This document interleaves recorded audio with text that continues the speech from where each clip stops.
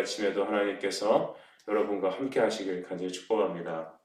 민수기 19장 11절부터 22절까지 말씀 중심으로 죽음의 부정함을 씻어내기라는 제목과 함께 하나님 말씀을 함께 상고하겠습니다. 우리는 어제 이어서 계속해서 이 정결, 죄를 부정한 것을 정결하게 하는 이 암송아지를 태운 채 그것에 대해서 계속 말씀을 이어져 오고 있습니다. 어제는 그 암송아지를 만드는 의미와 그 방법이 이제 기술되었다면 오늘은 그 활용처에 대해서 성경은 말하고 있습니다. 부정을 정결하게 하는 물이다. 왜 이런 것들이 필요할까요? 그것은 우리가 부정하기 때문입니다. 사람이 아무리 몸을 깨끗이 씻어도 죄는 물로 씻을 수가 없습니다. 우리의 어떠한 노력과 대가성을 치른다 할지라도 우리의 죄를 해결할 수가 없는 것이죠. 마르틴 루터는 친구랑 같이 길을 가다가 옆에 있는 친구가 벼락에 맞아 죽는 걸 보고 죽음에 대한 이 죄에 대한 극도의 불안감을 경험했다고 기술했습니다. 그 결과 그는 하던 일을 그만두고 이제 수도원에 들어가게 되죠. 그래서 거기서 그는 죄사함에 대한 끊임없는 연구와 고뇌와 또한 고행을 실행하였지만 전혀 그 죄에 대한 두려움에 대한 이김이 있지 않았습니다. 결국 그는 로마서에 있는 오직 의인은 믿음으로 말미암아 살리라라는 하나님의 말씀을 발견하고는 다시 말씀으로 돌아가야 된다라는 캐치프레이와 함께 종교개혁이 시작되었습니다. 여러분, 이와 같이 우리 죄를 깨끗하게 하는 것은 오직 예수 그리스도의 공로밖에 없습니다. 십자가의 대속 외에는 우리를 건질 것이 아무것도 없죠. 이 구약에서의 송아지를 태운 제물은 바로 우리의 그런 근원적인 문제를 정결하게 하시는 하나님의 은혜의 도구인 것이죠. 그래서 부정을 정결하게 하는 물이다. 이 붉은 암송아지를 태운 채를 도대체 그럼 어떻게 활용해야 되느냐라는 것에 대해서 우리 성경은 말합니다. 그것은 시체로 말미암아 더러워진 우리의 몸, 이 부정함을 치료하는 그런 도구였습니다. 우리 11절 말씀을 한번 다시 읽으면 사람의 시체를 만진 자는 이래 동안 부정하리라. 성경은 이렇게 기록합니다. 시체에 손을 단 자, 시체를 만진 자, 그 관계된 사람들이 다 이와 같이 이래 동안 부정하게 된다라고 하는 말씀입니다. 이래라는 것은 7일을 말합니다. 여러분, 그렇다면 어떻게 우리가 이 시신과 같이 손을 대지 않을 수 있을까요? 당시 이스라엘 백성들은 광야에서 텐트 생활을 했습니다. 그래서 그들이 거기서 함께 살던 우리 가족들이 돌아가실 수도 있고 여러 가지 사고로 죽으면 당할 수 있죠. 그런데 그 시신을 처리해야 되는데 이 시신을 손을 댔거나 아니면 시신이 있는 그 집에 있는 모든 그릇까지도 모두 다 부정하게 되었다는 사실을 성경은 말하고 있습니다. 왜 그렇다면 성경은 이와 같이 시신을 부정하게 여기고 있습니까? 그것은 바로 죄의 싹시, 죄의 결과가 가지고 오는 것이 바로 시신이기 때문에, 죽음이기 때문입니다. 로마서 6장 23절 말씀을 잘 아는 말씀이죠. 죄의 싹은 사망이요 하나님의 은사는 그리스도 예수 안에 있는 은사다. 이렇게 주님 말씀하셨습니다. 하나님의 은사는 그리스도 예수 안에 있는 생명입니다. 영생입니다. 그러나 죄가 가져다 주는 것은 여러분 무엇입니까? 그것은 사망입니다. 바울은 그래서 사망이 쏘는 독침이 뭐냐 했을 때 그것은 죄 이렇게 분명하게 말했습니다. 이스라엘 사람들에게 시신을 가까이 하는 행위 자체가 여러분 부정한 것이다. 그것을 접촉하는 것 자체가 너는 이제 부정하게 되었다라고 말한 것입니다. 그것은 죄가 사망이라는 사실을 당시에 있는 모든 사람들에게 각인시키기 위해서 율법에 명시한 것입니다. 즉 죄에 대한 경종을 우리로 하여금 울리게 되는 것이죠. 우리 사람은 죽게 되어 있습니다. 죽음을 보게 되고 죽음을 만나게 됩니다. 또한 우리 주변에 언제나 죽음이 있기 때문에 그것에 손을 댈 수가 있습니다. 그러나 그 자체가 부정한 것이다라고 성경에 말하는 것이죠. 그렇다면 율법은 왜 이런 것을 선언하고 있습니까? 그것은 이 땅에 오셔서 그 죄의 문제, 사망의 문제를 해결하실 분이 바로 하나님의 아들 예수 그리스도밖에 없다라는 것을 바라보게 하신 것이죠. 구약의 성격이 여러 번 말씀드렸던 것 같습니다. 구약은 오실 그리스도를 바라보게 하는 것입니다. 그래서 율법을 통하여 죄를 정죄하게 하시고 그 죄의 파괴력과 그 죄의 확산을 성경은 말하고 있습니다. 그것을 그리고 끊어내고 그것을 회복시키고 그것을 깨끗하게 하시는 것은 바로 붉은 암송아지 죄를 상징하는 예수님의 십자가밖에 없다라는 것입니다. 사람은 모두 죽습니다. 여러분, 그리고 우리는 그 시신을 대할 수밖에 없습니다. 그래서 우리가 느끼는 것은 우리가 다 죄로 죽게 되고 그 죄로 인하여서 우리는 다 죄의 부패함이 우리에게 허전하게 된다는 것을 명시하고 있죠. 그러나 예수님께서는 이 땅에 오셔서 본인이 죽음으로 무덤에 들어가시고 다시 3일 만에 무덤의 문을 열고 부활하셨습니다. 죄를 이기신 분, 죄의 저주와 부패를 모두 다 이겨내신 분이 바로 예수 그리스도십니다. 그러니 그 예수님을 믿는 나의 주, 나의 하나님 영접하고 내 안에 모신 사람은 죄를 이기고 사망을 이기는 생명이 그에게 전하여졌습니다. 여러분, 이것이 복음 아니겠습니까? 그렇다면 12절에 그것을 어떻게 활용하는지에 대해서 성경은 말하고 있는데요. 12절을 잘 읽어보겠습니다. 그는 셋째 날과 일곱째 날에 제물로 자신을 정결하게 할 것이라.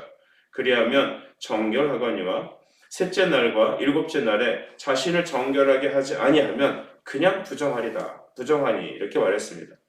그 셋째 날과 그러니까 사람을 돌아가신 후에 우리가 그것을 접촉하게 되면 7일 동안 부정하다고 성경은 기록하죠.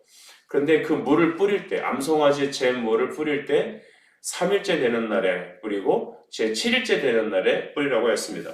이것은 어떻게 보면 은유적인 표현이 들어가 있죠. 여러분, 이 3일째 뿌리라는 것은 우리 예수 그리스도께서 죽음을 이기시고 3일 만에 부활하신 것을 지칭하는 것입니다. 영원히 단번에 우리를 위해서 온 세상을 위한 속죄 제물로 그가 바로 씻음이 되고 그가 바로 예표가 되는 것이죠. 그러면 7일째 되는 날 다시 또 뿌리라는 의미는 무엇입니까? 7일이라는 숫자는 완전하다라는 의미라고 여러분 배우셨죠? 즉 7일째 되는 날은 그리스도의 구원이 이와 같이 완전하다, 완성되었다라는 것을 우리에게 알려줍니다. 예수님께서 그래서 요한복음에 말씀하시기를 내가 다 이뤘다라고 숨을 거두셨다 이렇게 기록하였습니다. 다 이루었다. 이 테텔레스타이라는 말 자체가 값이다 지불되었다라는 말 아니겠습니까? 그러므로 물을 뿌린 것은 바로 이와 같이 3일째 되는 날 그리스도께서 부활하신 것을 죽음을 이기신 것을 기념하여 또 7일째 그의 구원이 완전하다는 사실을 알리기 위하여 은유적으로 영적으로 이렇게 표현하였습니다. 그렇다면 사람이 장막에서 죽을 때 그것을 접촉하신 것은 여러분 어떤 우리에게 의미가 있습니까? 14절을 보시죠. 장막에서 사람이 죽을 때 법은 이러하니 누구든지 그 장막에 들어가는 자와 그 장막에 있는 자가 이래 동안 부정할 것이다. 앞에서도 말씀드렸지만 그 장막에서 들어간 자나 그 시체를 접한 자가 7일 동안 부정하다라고 성경은 말한 거 아니겠습니까? 그것은 그 장막 안에 있는 모든 것이 다 이제 부정하게 되게 되는 것이죠. 15절도 보면 뚜껑을 덮지 않은 그릇은 모두 부정할 것이다. 이렇게 쭉 설명을 하고 있습니다. 죄에 대한 이 죄의 부패가 뒤따른다는 것을 알고 있죠. 시체도 부패합니다만 그 죄 시신을 만진 그 사람도 주변을 이렇게 건드리게 되면 바로 죄가 되는 것입니다. 시신이 있었던 그 집 안에 있는 덮어놓지 않은 그릇조차도 잘못된 것이죠. 그래서 아마 이렇게 부정하게 된 토기 그릇들은 다 깨뜨리게 되어 있습니다. 이와처럼 당시 있는 사람들에게 이 죽음이 주는 파괴력, 또 죽음이 주는 이 죄의 원인을 미워하도록 하기 위해서 이와 같이 죄에 대한 혐오를 주었습니다. 이것은 바로 율법에서 주는 것들이죠. 의미죠. 그래서 죄가 우리 안에 들어오게 되면 이와 같이 주변까지도 다 죄가 확장된다는 것을 말해주는 겁니다. 여러분, 죄는 단순히 그 죄만 갖고 있어서 문제도 되지만 그것이 인생을 부패하게 만든다는 것을 우리는 알아야 합니다.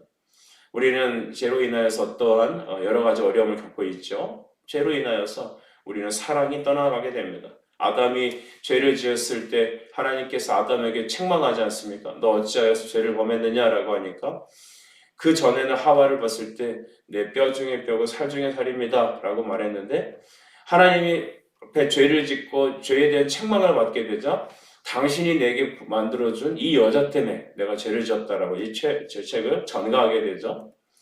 오늘도 어제도 혹시 부부싸움 하신 분들 계십니까? 여러분, 처음에 우리가 그렇게 부부싸움 하려고 결혼하는 사람이 어디 있습니까? 그럴 것처럼 우리는 다 죄성이 있어서 처음에는 내 뼈 중에 뼈고 살이고 당신 없이는 안 될 것 같지만 결국은 여러분 우리는 죄로 인하여 관계가 틀어지고 질병에 걸리고 인생이 어그러지고 결국 우리의 마지막 노선은 죽음을 경험하게 되는 것이죠. 이 땅에 있는 모든 전쟁과 이 땅에 있는 모든 살인과 이 땅에 있는 모든 여러분 우리의 슬픔의 근원은 어디 있습니까? 그것은 하나님이 고안하신 것이 아닙니다. 죽음은 하나님이 만드신 것이 아닙니다. 죄가 가져다준 부패의 산물입니다. 그것이 형벌입니다. 그렇다면 그 죄는 또 어떻게 확장되었나요? 22절을 보시죠. 부정한 자가 만진 것은 무엇이든지 부정할 것이며 그것을 만지는 자도 저녁까지 부정하리라. 이제는 그 죄가 확장됩니다.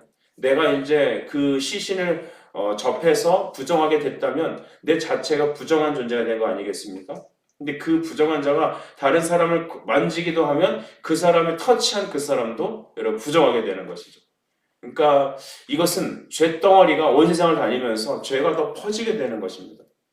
우리가 성경에 보면 우리 창세기 6장에 하나님께서 사람을 만드시고 나서 그들 만드신 것을 한탄하고 후회하신다라고 기록했습니다. 아, 저거 괜히 만들었네 라고 후회하신 것이 아니라 그 죄가 확산되는 모습을 보시고 인간이 타락해서 그렇게 하나님을 떠나고 죽음으로 달려가는 모습들을 보시고 주님이 애통하셨다라는 표현을 한탄하셨다라고 성경은 기록한 것입니다.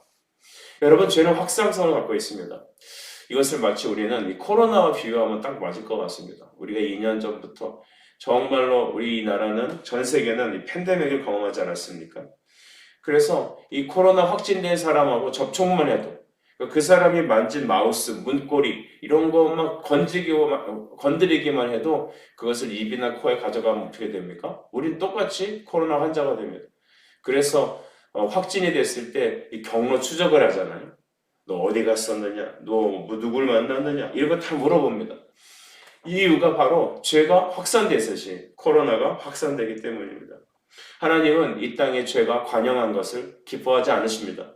그래서 율법의 제2용법이 있죠. 율법은 원래 죄를 정죄하여서 그리스도께 나아가게 하는 용법이 있는데 두 번째 용법이 무엇이냐 하면 죄를 혐오하게 하는 겁니다. 그래서 죄에 대한 경종을 울리고 죄가 이렇게 사회로 가정으로 확산되는 것을 막는 것입니다. 이와 같이 사람을 건드리게 되면 그도 죄가 된다. 그가 부정하게 된다는 것을 통하여서 우리는 바로 모든 사람이 죄의 문제를 해결하지 않고서는 그 사회는 더 악해지고 죄가 관영해진다는 사실을 성경은 말해주고 있습니다. 우리 자녀들이 거룩해지려면 어떻게 될까요? 열심히 공부 가르치면 될까요? 삼강오륜을 가르치고 사회 성공을 위해 논어를 열심히 읽으면 될까요? 그러나 여러분, 우리 죄가 부정함이 그쳐지고 우리의 대를 이어서 계속된 악이 발행되는 것을 막기 위해서는 단 한 가지밖에 없습니다. 죄의 근절을 하는 암송아지 제물이라 상징하시는 예수 그리스도를 알게 해야 합니다. 예수님을 만나야 하는 것이죠. 그래서 고린도후서 2장 16절 말씀에 바울은 다음같이 얘기합니다. 우리는 구원받는 자들에게나 망하는 자들에게나 하나님 앞에서 그리스도의 향기니 이 사람에게는 사망으로부터 사망에 이르는 냄새요 저 사람에게는 생명으로부터 생명에 이르는 냄새라 라고 했습니다. 사망에서부터 이르는 사망의 냄새, 생명으로부터 나오는 생명의 향기. 여러분, 예수 그리스도로 변화된 하나님의 성도들은 그 복음으로 인하여 여러분을 만나는 사람들이 바로 생명을 아는 냄새로 바뀌게 될 겁니다. 그러나 여러분, 우리가 자연적인 아담의 형상으로 갖고 있는 자연적인 인생들은 마치 부정하게 된 사람이 건드리게 되는 모든 것이 부정하게 되는 것처럼 우리는 죄를 뿌리고 다니고 죄가 확산되게 되는 것이죠. 오늘 말씀을 정리합시다. 우리 모두가 암송아지 죄로 표현되는 십자가를 항상 우리 안에 두어야겠습니다. 죄를 고백하고 우리 공동체와 가정 안에 죄가 확산되는 것이 막아지고 근절되고 극복되어야 합니다. 어떻게 해야 될까요? 암송아지 제물로 뿌려지는 예수 그리스도의 복음의 말씀, 십자가의 말씀이 우리에게 날마다 뿌려져야 되는 것이죠. 요한 1서는 말합니다. 만일 우리가 우리 죄를 자백하면 그는 미쁘시고 의로우사 우리 죄를 사하시며 우리를 모든 불의에서 깨끗하게 하실 것이다. 이렇게 말씀하셨습니다. 암송아지의 죽음의 제물로 우리의 부정, 죄에 대한 시체, 죽음에 대한 부정을 정결하게 하는 것, 죽음으로 죄를 정결하게 하는 것, 곧 십자가로 우리의 죽음을 이기는 것, 이것이 바로 오늘 우리에게 말씀을 주시는 예수님의 축복입니다. 여러분, 사방을 이기신 그리스도와 함께 모든 부정에서 이기시고 우리의 자녀와 우리의 인생을 망가뜨리는 죄와 어둠의 권세가 다 사해지기를 간절히 축복합니다. 기도하겠습니다. 사랑과 은혜의 주님, 감사합니다. 오늘도 주님께서 우리의 부정을 씻으시는 그 제물, 주의 죽으심으로 우리의 죽음을 이기게 하신 그 사랑과 은혜를 보게 되었습니다. 주님, 날마다 우리가 죄를 고백하며 하나님과 화목되기를 기뻐하는 힘쓰는 이 하루가 되게 하여 주시옵소서. 예수님의 이름으로 기도하옵나이다. 아멘.